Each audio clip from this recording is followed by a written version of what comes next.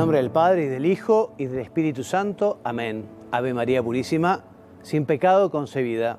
Queridos amigos de la tele, nuevamente juntos con nuestros temas de fe católica, abordando la segunda parte del Catecismo de la Iglesia, catecismo que nos regaló el Papa San Juan Pablo II. Estamos hablando de los sacramentos, concretamente del sacramento de la reconciliación. Este es nuestro tercer programa sobre el sacramento de la reconciliación. Estamos hablando de los actos del penitente y concretamente nos toca explicar la confesión de los pecados. Cuando hablamos de la confesión de los pecados, hablamos de la manifestación, de la comunicación de los pecados que hace el penitente al confesor, ¿no? Bueno, en primer lugar, podemos decir que ya la confesión de los pecados, incluso desde un punto de vista humano, nos libera, nos facilita esa reconciliación, bueno, con uno mismo, con los demás, ¿no? Ese desahogo incluso de una charla con un sacerdote o con alguien que nos acompaña en nuestro camino de vida espiritual, ¿no? El decir las cosas, el reconocer, ¿no? Ya eso hace mucho bien, ¿no? Porque por la confesión se enfrenta a los pecados de que se siente culpable, ¿no? Y se asume esa responsabilidad, ¿no? O sea, no se ponen excusas, no se engaña uno a uno mismo, sino que asume la responsabilidad y por ello se abre de nuevo a Dios y a la comunión de la Iglesia con el fin de hacer posible ese nuevo futuro, ¿no? De volver a Dios. Bueno, en la confesión los penitentes deben enumerar los pecados graves, los pecados mortales, hay que decirlos, en la medida de lo posible, en su número, en su especie específica. Obviamente, si viene una persona que hace muchos años que no se confiesa, bueno, después de un examen de conciencia dirá lo que pueda, ¿no? Pero si es una persona que se confiesa con frecuencia, tendrá que decir, bueno, fueron 3 los domingos que falté a misa por pereza y por negligencia, ¿no? Y por falta de amor. O sea, uno dice los números de los pecados graves, ¿no?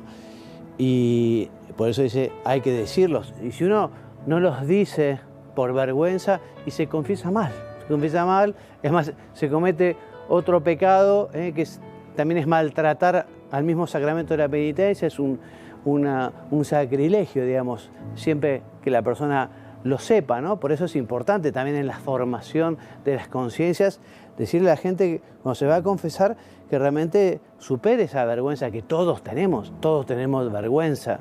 Y es bueno, el Papa Francisco dice que si no tuviéramos vergüenza seríamos unos sinvergüenza. Entonces es bueno que tengamos vergüenza, pero hay que superar esa vergüenza y decir los pecados, ¿no? Yo me encuentro muchas veces con gente con poca formación que, bueno, no sé, a veces viene a la confesión a decir, bueno, vengo a pedir por esto, vengo a pedir por mi tío que no tiene trabajo, está enfermo, ¿no? Y los pecados, no, bueno, pecados, hay que formar a la gente y explicarles, ¿no? Que se trata justamente de arrepentirse, hacer examen de conciencia. Mucha gente no sabe qué es un pecado grave, qué es un pecado leve. Toda una tarea de formación importante que tenemos que hacer los sacerdotes, los catequistas, en fin, todos los bautizados, ¿no? Entonces, después de haber hecho el examen de conciencia, bueno, uno se confiesa de todos los pecados, ¿no? Por muy secreto que sea, por más que se refieran a los últimos 2 mandamientos del Decálogo, que incluso estos pecados a veces hieren más gravemente el alma o son más peligrosos de los que se han cometido a la vista de todos, porque son pecados internos. ¿Qué nos enseña el Concilio de Trento? Recuerden ese concilio, ¿no? Que viene a dar respuesta a los errores fundamentalmente de Martín Lutero, ¿no? Bueno, el concilio dice que cuando los fieles de Cristo se esfuerzan por confesar los pecados que recuerdan, no se puede dudar que están presentando ante la misericordia divina para su perdón todos los pecados que han cometido. Quienes actúan de otro modo y callan conscientemente algunos pecados, no están presentando ante la bondad divina nada que pueda ser perdonado por mediación del sacerdote, porque si el enfermo se avergüenza de descubrir su llaga al médico, la medicina no cura lo que ignora. Por eso sinceridad, ¿no? Y bueno, y superar esa vergüenza. Los sacerdotes tenemos una gran compasión en general porque somos todos de la misma pasta, digamos, ¿no? Los sacerdotes tampoco es que sean unos santos, digamos, todos estamos en la lucha. Y el sacerdote nunca se escandaliza, nunca dice qué barbaridad, qué locura, qué vergüenza, no sé. No, tenemos que recibir a la gente con misericordia, con cariño, facilitar justamente esa manifestación, esa confesión, ese decir los pecados, ¿no? Entonces, recordemos este mandamiento de la Iglesia. Todo fiel llegado a la edad del uso de razón, o sea, alrededor de los 6, 7 años, más o menos el uso de razón es a esa edad, bueno, es un mandamiento de la Iglesia que hay que confesarse al menos una vez al año de los pecados graves que pueda tener conciencia. Es difícil que también un chico de 6, 7, 8 años pueda hacer pecado grave, pecado mortal, ¿no? O sea, en fin, supongo que esos pecados vienen cuando uno es un poquito más grande, ¿no? Pero igual que los chicos se confiesen desde niños y adquieran el hábito de la confesión, la cercanía con el sacerdote, tomarlo con mucha naturalidad es algo realmente muy oportuno, porque además esto después queda para siempre marcado, ¿no? Cuando efectivamente el niño ya se confesó desde niño y con cierta frecuencia, ¿no? Entonces repetimos, quien tenga conciencia de hallarse en pecado grave, no celebre la misa ni comulgue. O sea, antes de comulgar, si uno tiene un pecado grave, un pecado mortal, hay que confesarse. Hay que confesarse. No se puede decir, no, bueno, yo me arrepiento, voy a comulgar y después me confieso. No, no, no. Hay que confesarse antes.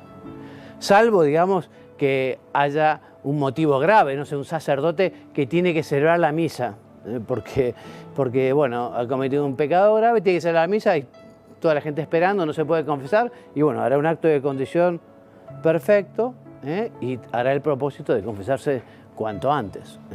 Pero si no, uno siempre se confiesa antes de comulgar si tiene un pecado grave. Los chicos, antes de hacer su primera comunión, también tendrán que confesarse, lo dice el Código de Derecho Canónico. Y también se nos recuerda que sin ser estrictamente necesaria la confesión de los pecados veniales, o sea, de los pecados más pequeños, de los pecados más leves, sin ser necesario, sin ser obligatorio, es muy conveniente, porque también Dios nos ayudará especialmente en aquellas cosas que nos confesamos. Incluso a veces hay faltas, imperfecciones, debilidades. Bueno, uno pide perdón por todo ello y el Señor nos ayudará a ir mejorando poco a poco en esas cosas. Entonces, la confesión habitual de los pecados veniales ayuda, por un lado, a formar la conciencia, también nos ayuda a luchar contra esas malas inclinaciones, nos ayuda a dejarnos curar por nuestro Señor, nos ayuda a ir progresando en la vida del Espíritu. Y como también yo les decía, la confesión frecuente, incluso si es con un sacerdote, es un ámbito maravilloso para el acompañamiento espiritual, para la dirección espiritual, porque ese sacerdote que ya nos conoce nos puede ir diciendo, mira, ¿por qué no lees este libro o este artículo? ¿Por qué no llevas a la oración este examen de conciencia? En fin, la guía espiritual es algo muy bueno y muy oportuno. Uno aprende mucho justamente cuando es acompañado por alguien que tiene experiencia, con alguien que es piadoso, un sacerdote, puede ser un laico también, ¿no? Pues un fiel laico, un religioso, un catequista, ¿no? Ese acompañamiento espiritual que es tan útil, tan necesario, tan importante. Bueno, y cuando se recibe con frecuencia mediante el sacramento, el don de la misericordia del Padre, si el creyente se ve impulsado también él a ser misericordioso. Dios es tan bueno conmigo, Dios me perdona siempre, Dios no me reprocha, bueno, ¿cómo no voy a ser yo igual, ¿no? Como aquel de la parábola, al contrario, que se le perdonó muchísimo, ¿no? Y después no fue capaz de perdonar a un deudor, le debían poquito y no lo perdonó. Y uno dice, qué tremendo, ¿no? Qué tremendo, porque habiéndosele perdonado tanto y él no perdona a quien le debe, una vergüenza, ¿no? Y el Señor lo deja claro en esa parábola.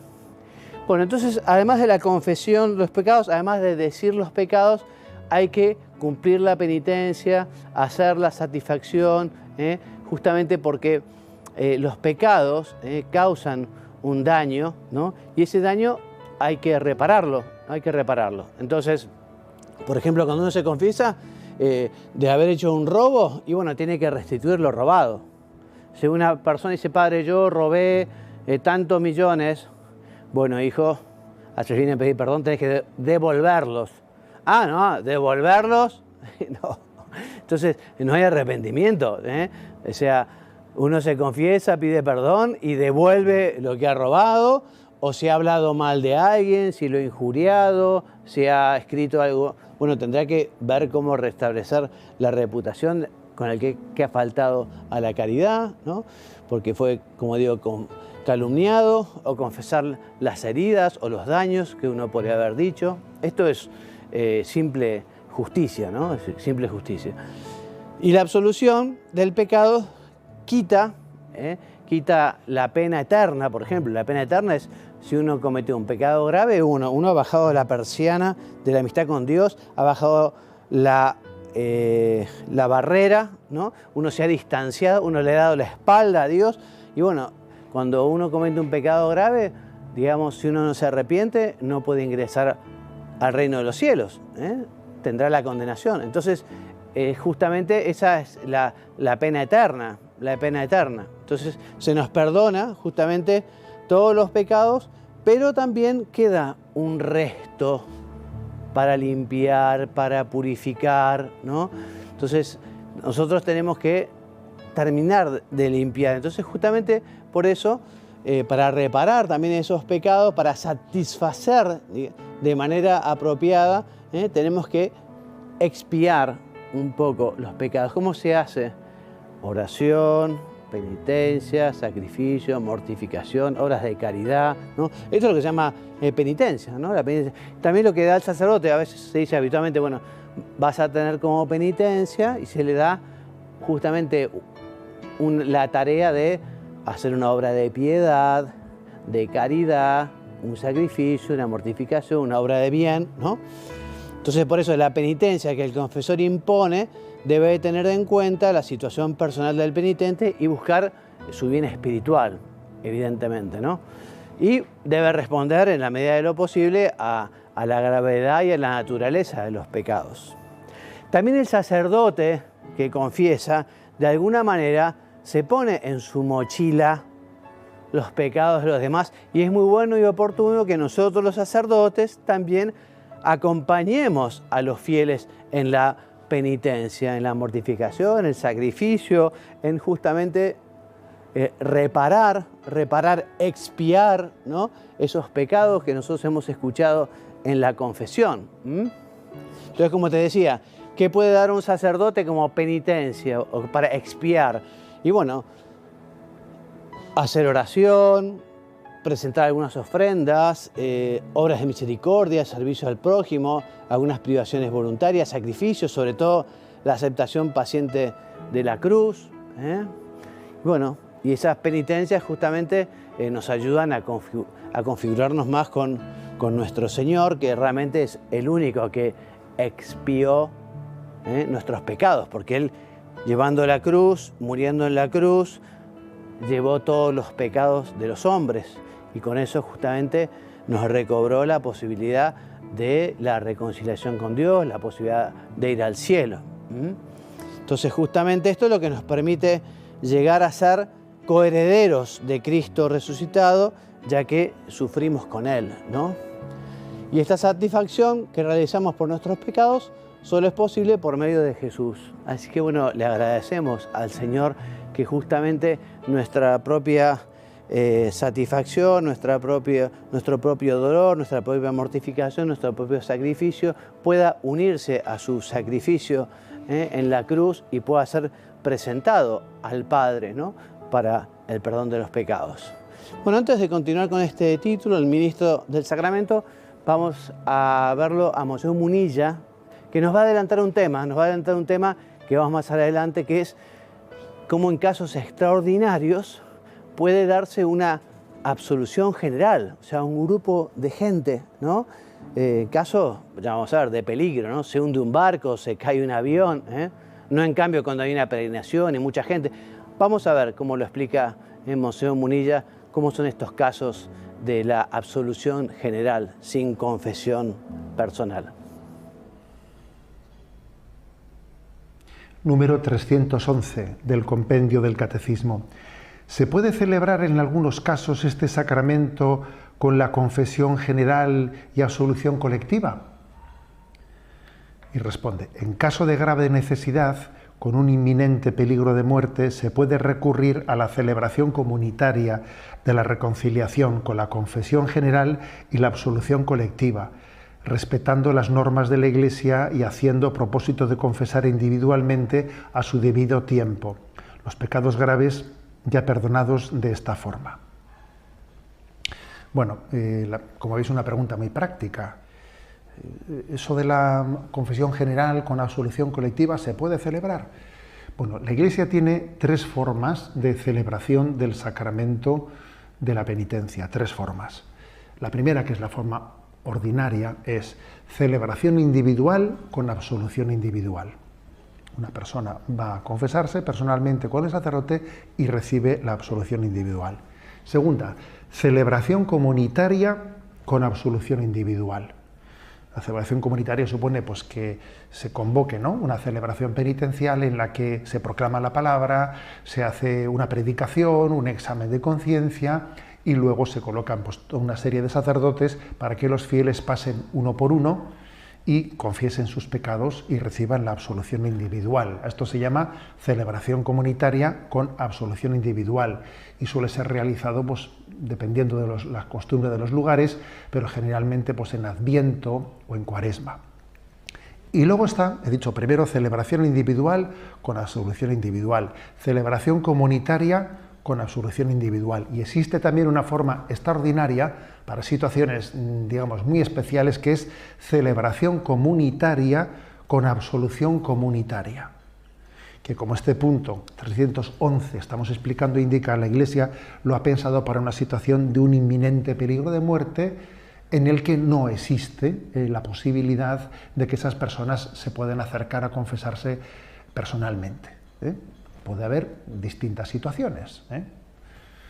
Imaginaros, por ejemplo, lo que es pues en un contexto de guerra, de una batalla inminente, de un bombardeo. Bueno, contextos que lo que la Iglesia sí que dice es que no, por ejemplo, no sería, y lo dice explícitamente, ¿no?, pues el Código de Derecho Canónico, que no sería motivo suficiente pues que haya una gran concentración de fieles en la que en ese momento no se les pueda a todos escuchar personalmente sus pecados. Eso no sería un motivo suficiente, porque después, cuando regresen a sus parroquias, allí ya podrían celebrar el sacramento. O sea, tiene que ser un peligro inminente de muerte con una imposibilidad de confesarse en ese momento.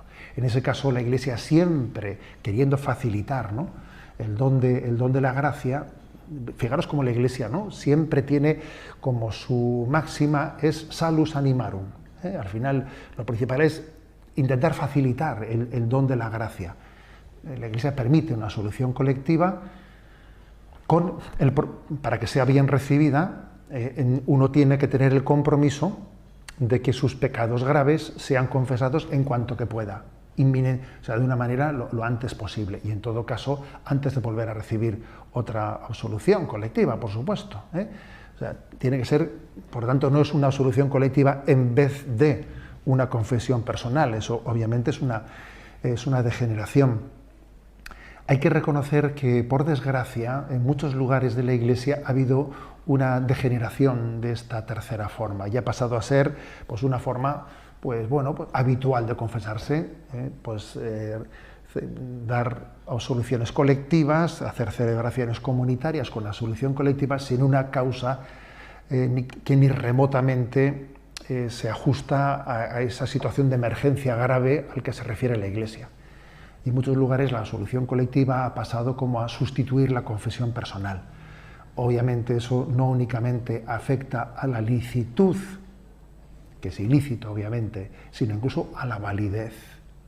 Porque incluso se compromete ahí la validez de ese sacramento, porque no existe ese propósito de la confesión personal de los pecados, ¿no?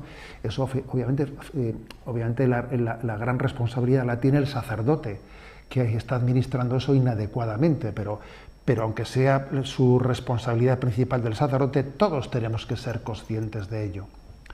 También existen otro tipo de corruptelas, como por ejemplo el celebrar este sacramento, bueno, pues en una celebración comunitaria, acercándose personalmente cada uno y en vez de confesando sus pecados, pues diciendo genéricamente soy pecador, y recibiendo la absolución sin haber confesado personalmente nuestros pecados. No tiene sentido tampoco, porque claro, ir al sacramento de la confesión para decir soy pecador sin concretar nuestros pecados, pues para eso no hace falta tal sacramento, porque ya la propia Santa Misa, al comienzo de la Santa Misa ya comenzamos todos diciendo yo confieso ante Dios Todopoderoso que he pecado mucho. Tenemos que tener atención hacia las corruptelas, ¿no?, de este don del sacramento. La Iglesia ha querido que esta forma extraordinaria esté pensada para una situación extraordinaria y, por desgracia, pues se ha introducido un gran mal en afirmar que esa confesión personal de los pecados supone una violencia a la que no hay que pedirle a nadie, no se le puede pedir al hombre moderno, al hombre de nuestros días, que manifieste personalmente, concretamente sus pecados. Sería como inmiscuirse en su conciencia en la que nadie debe de entrar, ¿no? Y es absurdo. Luego resulta que observamos que el hombre que huye del sacramento de la confesión se abre ante el psicólogo o ante cualquier otro lugar, ¿no? El hombre necesita también expresar claramente sus pecados, y además es un momento de humildad en el que nos hacemos como niños delante de Dios. Os voy a aconsejar que veáis este vídeo, que en la descripción de este vídeo que estamos aquí grabando, os pongo debajo ahí un link a un vídeo en el que el Papa, pues ahí en Santa Marta, en esas Eucaristías que celebra, pues en una ocasión habló de la importancia de ser sencillos, confesando nuestros pecados personales y dejándonos de complejidades mentales, como si a veces el hombre no se le pueda pedir al hombre de nuestros días ese acto de sencillez y de humildad de manifestar nuestros pecados, ¿no? Vais a ver que en el vídeo dice el Papa, los niños a veces nos dan lecciones de cómo son sencillos, ¿no?, manifestando los pecados. Bendito sacramento en el que Jesucristo nos da el don del perdón de los pecados. Bueno, supongo que habrá quedado claro, igual lo vamos a tratar un poquito más adelante a este tema, ¿no? Pero vayamos a lo nuestro entonces, el ministro de este sacramento. Bueno, entonces Jesucristo dejó a sus apóstoles, a quienes perdonen los pecados les serán perdonados, a quienes se los retengan serán retenidos. Jesucristo se lo dejó a su iglesia, se lo dejó a sus ministros. Por lo tanto, los sucesores de los apóstoles son los obispos, ¿no?, y quienes ayudan a los obispos, que son los presbíteros, los sacerdotes, bueno, son los ministros ordinarios de este ministerio, de este sacramento.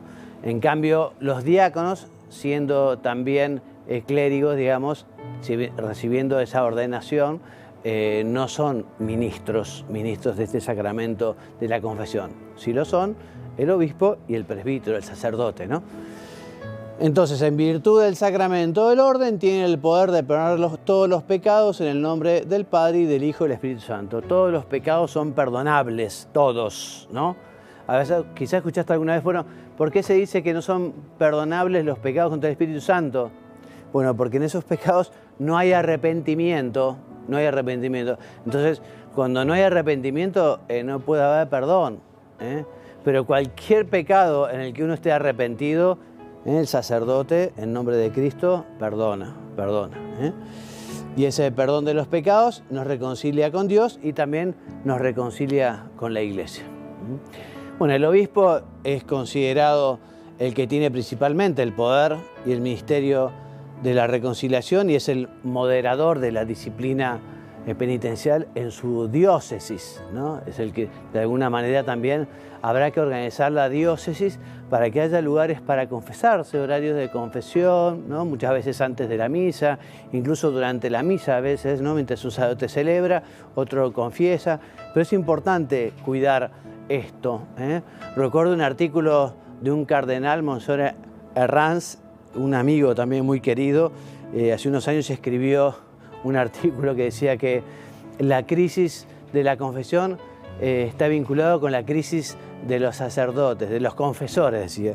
La crisis de los confesores, porque somos los sacerdotes los que no nos sentamos a confesar, porque donde hay una parroquia y un cura se sienta, quizá el primer día no viene nadie, el segundo día, pero la gente viene con mucho gusto a pedir perdón al Señor y a encontrar consuelo, a encontrar fuerza, a encontrar la gracia de Dios, ¿no? La gracia de Dios. Por eso, re importante que en las parroquias haya horarios de confesión para poder justamente acercarse a recibir el perdón de Dios, ¿no? Entonces, los sacerdotes, que son colaboradores de los obispos, lo ejercen en la medida en que han recibido la tarea de administrarlo, sea de su obispo, o si es religioso, del superior, ¿no? O sea, el Papa, o a través de lo que determine el derecho, ¿no? El derecho en la Iglesia, ¿no? Hay ciertos pecados que son particularmente graves y tienen una sanción penal, que es un delito. En la Iglesia hay delitos, ¿no? Y la pena más grave es la pena de excomunión, ¿no? También hay pena, por ejemplo, hay otras penas, por ejemplo, el sacerdote que atentara a matrimonio civil, ¿no? Por ejemplo, bueno, ipso facto, sin necesidad de una sentencia, ya directamente está suspendido en todas, ¿no? Sus actividades sacerdotales, ¿no? Un aborto hecho con conciencia de que es un pecado grave, con conciencia incluso de que tiene una excomunión, ¿no? Recae tanto la persona que abortó como la persona que lo pagó, como también los médicos, anestesistas, ¿no? Entonces eso, además de ser un pecado, es un delito que el derecho prescribe quién puede determinar la pena y levantar esa pena canónica. Algunos están reservados al Papa, otros el obispo, ¿no?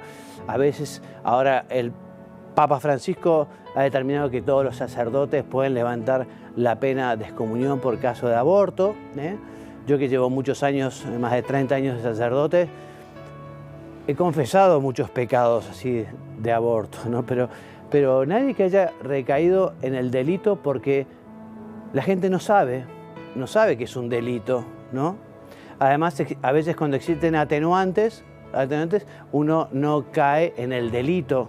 Sí, cometerá el pecado, pero no cae en el delito, ¿no? Entonces, bueno, en fin, es un tema delicado, pero al que le interese puede profundizar en el tema porque es importante, ¿no? Sobre todo si uno conoce gente que ha pasado por este trance tan tremendo que hace un daño terrible. Es una mochila que uno lleva toda la vida, ¿no? Yo he confesado gente muy mayor y todavía tiene el corazón roto por esta situación que hizo cuando era joven, ¿no? Muy doloroso, muy triste. Bueno, en caso de peligro de muerte, todo sacerdote puede absolver cualquier tipo de pecado y cualquier tipo de excomunión también. Bueno, los sacerdotes deben alentar a los fieles a acceder al sacramento de la penitencia y deben mostrarse disponibles, siempre que se lo pidan de manera razonable. Por eso decía que haya horarios en la parroquia, horarios de confesionario, horarios de confesión, horarios de atención a la gente, ¿no? Bueno, y nos dice el catecismo que cuando el sacerdote, digamos, está confesando, bueno, se comporta como el buen pastor, Jesucristo, que sale buscando a la oveja perdida, se comporta como el buen samaritano, que cura las heridas de aquel pobre que había sido maltratado, robado, golpeado y dejado allí tirado. Se comporta como el padre que espera al hijo pródigo y lo acoge a su vuelta. Se comporta como el justo juez que no hace excepción de personas y cuyo juicio es a la vez justo y misericordioso. O sea que realmente para los sacerdotes es un privilegio poder estar en nombre de Cristo perdonando los pecados, ¿no? También es un gran sacrificio, una gran mortificación, porque efectivamente hay que dedicarse, hay que estar. Pero hay muchos sacerdotes santos que se han caracterizado por vivir con mucha generosidad este ministerio, ¿no? Y esta atención sacerdotal y este tiempo para que la gente se confiese, para escuchar, para guiar. En una palabra, el sacerdote es el signo y el instrumento del amor misericordioso de Dios con el pecador, ¿no? Amén, amén. Ojalá efectivamente así seamos todos los sacerdotes, ¿no? Signo e instrumento del amor misericordioso de Dios con los pecadores, ¿no? Nosotros no somos dueños de este mismo, somos servidores del perdón de Dios y tenemos que obrar como tales, siempre siendo acogedores, siempre tratando con respeto, con cariño, siempre con comprensión, nunca de un modo brusco, nunca de un modo malhumorado, nunca retando, no, así no. Por eso el ministro de ese sacramento debe unirse a la caridad de Cristo. Si Cristo estuviera en este confesionario, en vez de estar yo, ¿cómo actuaría Cristo? ¿Qué diría Cristo? Tenemos que ser Cristo. El sacerdote debe también tener experiencia y respeto y delicadeza por los que han caído, ¿no? O sea que también el sacerdote va, ¿no? Incluso a veces a sacerdotes jóvenes, bueno, Dios le da esa gracia, ¿no? De ya ser mayores, adultos, con experiencia, porque tienen la gracia sacramental. El sacerdote tiene que amar la verdad y siempre llamará, digamos, las cosas por su nombre. O sea, con el pecador, misericordia, cariño, comprensión, dando fortaleza, pero no podemos decir que es bueno lo que es malo o que es malo lo que es bueno. Tenemos que decir siempre la verdad, evidentemente, ¿no? Entonces, por eso tenemos que conducir al penitente con paciencia y también rezar por ellos, hacer penitencia por él, con él. Bien. Los sacerdotes guardamos un secreto absoluto sobre los pecados que se han confesado. Tengo entendido que no hay en la historia de la Iglesia ningún testimonio de un sacerdote que haya violado este sigilo sacramental. Sí que ha habido sacerdotes que han sido mártires justamente por este sigilo, pero el fiel puede tener la garantía de que lo que dice el sacerdote queda allí, queda allí. El sacerdote nunca va a comentar cosas de la confesión, ni siquiera, no, tiene que ser muy cuidadoso el sacerdote de hacer nunca ningún tipo de comentario sobre esto, ¿no? Porque tampoco puede hacer uso de los conocimientos que la confesión le da sobre la vida de los penitentes, ¿no? Por ese sigilo sacramental que tiene esa obligación. Bueno, vemos los efectos. Entonces, el primer efecto es la reconciliación con Dios, evidentemente, ¿no? Pero también es la reconciliación con la Iglesia, porque el pecado rompe esa comunión, rompe esa unión con nuestros hermanos, ¿no? Y justamente el sacramento de la penitencia repara, el sacramento de la penitencia restaura, nos da como un efecto vivificante sobre la vida de la Iglesia. Y también existen otras reconciliaciones, porque cuando se confiesa se reconcilia con uno mismo de alguna manera, ¿no? Se reconcilia con los hermanos, con la Iglesia, te decía, y con toda la creación, porque el pecado es un gran desorden y afecta también a toda la creación, ¿no? Este sacramento anticipa de alguna manera el juicio final, lo que pasará al final de los tiempos. Vos sabés que inmediatamente después de la muerte hay un juicio particular, porque el alma se presentará a Dios, ¿no? Y verá qué es lo que merece. Si merece el cielo directamente, si tiene que pasar por el purgatorio previamente o si merece la condenación eterna. Eso es el juicio particular inmediatamente después de la muerte. Pero también hay un juicio final en el cual justamente estará toda la humanidad y allí se va a ver justamente la verdad sobre todo. La verdad sobre todo de Cristo, que murió como un delincuente, se verá revestido de santidad, revestido de toda potestad, como justo juez en el juicio final, ¿no? Las indulgencias son la remisión de la pena temporal debida por nuestros pecados ya perdonados en cuanto a la culpa, ¿no?